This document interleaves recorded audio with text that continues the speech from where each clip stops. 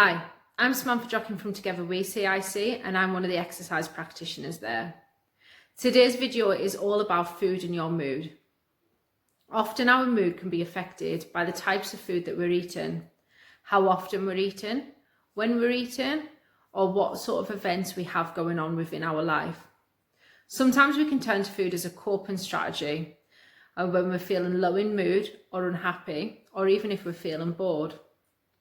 Firstly, in this video, I'm going to talk about the types of food that we can eat that affect our mood.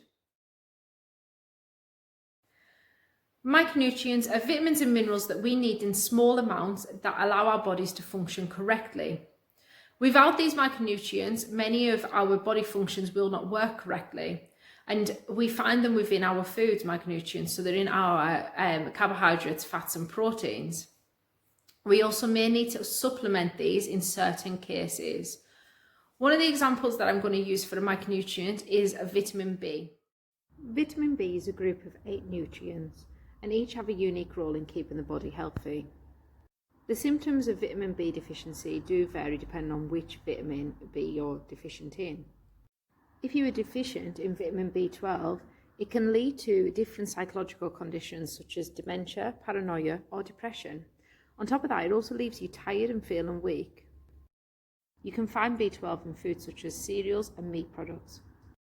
Each vitamin has a different role within our body, and that's why micronutrients are important. You should aim to get all of your vitamins and minerals from eating a healthy and balanced diet. But as I said, in some cases, it is important to supplement. So for instance, if you were a vegetarian, you may want to supplement, or if you do have food allergies. Another example of supplementation of vitamins is in vitamin D. So within winter, we are less likely to get sun exposure, and we should be supplementing vitamin D as recommended by the NHS because we have that less exposure to the sun.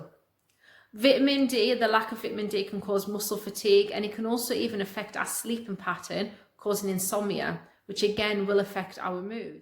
Not eating enough of the right amount of food or the right type of food can affect our physical and mental health. In the next section of the video, I'm going to discuss the different macronutrients and how they affect our mental health.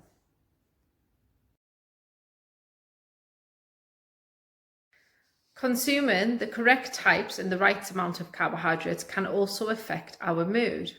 This is because our cognitive function, or our ability to focus and think, is actually affected by the amount of glucose that we take in.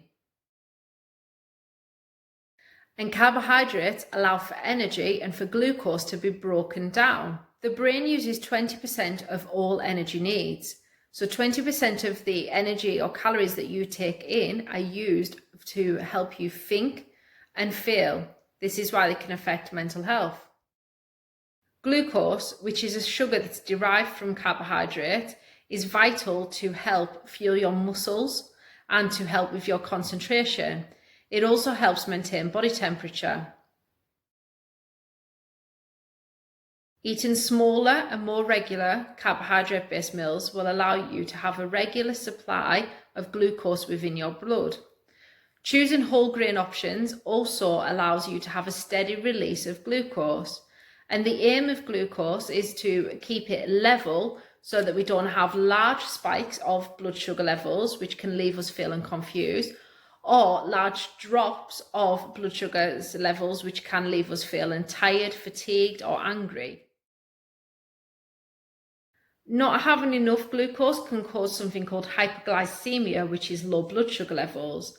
And this can leave you feeling weak, tired, and fuzzy, or lacking in concentration. This can also happen if we have something called diabetes, which affects our ability to process and utilize glucose correctly. You can also get hyperglycemia after undertaking a really strenuous exercise program or by following some fad diets. Fad diets are usually diets that aren't balanced and do not have the three macronutrients, major macronutrients, carbs, fats, or proteins in. Usually people will follow a fad diet when they're trying to lose weight because they've heard that it might help with weight loss. They are quite hard to maintain, and a balanced diet is always best for both mood, mental health, and physical health. Our daily diet is what we consume day to day. Dietary fats such as oils, butters and avocados are really important as well for mental health. Some studies have actually shown that those that eat a lower fat diet are more likely to feel depressed. And actually fat is used to help break down soluble vitamins. So those micronutrients which we discussed previously cannot be broken down without consuming fats.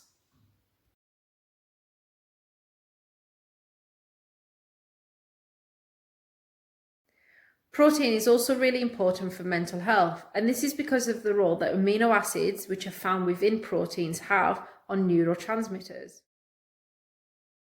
Neurotransmitters are chemicals that are in the brain that help provide messages between each other. These transmitters talk to one another to allow for correct brain function. Some animal proteins, when broken down, help to synthesize amino acids or help to create amino acids, which can actually produce dopamine within our brain. Dopamine is one of our happy hormones.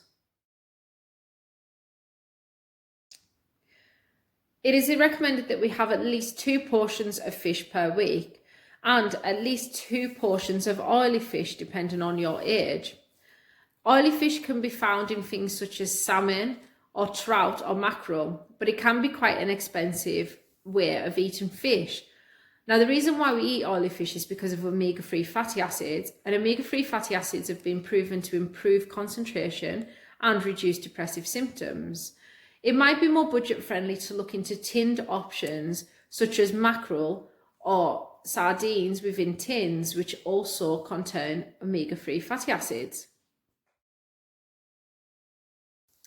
It's important to note that being dehydrated can also affect your mental health, even just slightly. This can affect your ability to concentrate and focus, and it can also make you feel a little bit more grumpy. On top of this, sometimes when we are feeling a bit tired or low in mood, we may use caffeinated drinks such as coffee or Coke or some sort of other caffeinated drink, energy drinks, to try and boost that mood. And whilst at the time it does boost up our energy levels, it actually can wear off and leave us feeling irritable and grumpy. Keep hydrated, but ensure that you have a range of different drinks and try not to focus on caffeinated drinks.